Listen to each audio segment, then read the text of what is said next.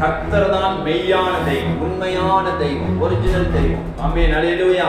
உலகத்திலே எத்தனையோ தெய்வங்கள் உண்டு சொல்லி மனிதர்கள் வழிபட்டு போறாங்க.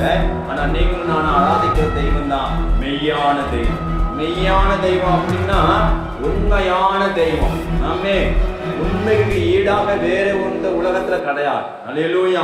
இயேசு கிறிஸ்துவே மெய்யான தெய்வம். நீங்களும் நானும் ஆராதிக்கிறவரே மெய்யான தெய்வம். நீங்களும் நானும் நம்புற தெய்வம் உண்மையான தெய்வம். நீங்களும் நானும் வணங்குற தெய்வம் மெய்யான தெய்வம். இயேசு கிறிஸ்து தெய்வம், அது உண்மை உள்ள தெய்வம். ஆமென், அல்லேலூயா.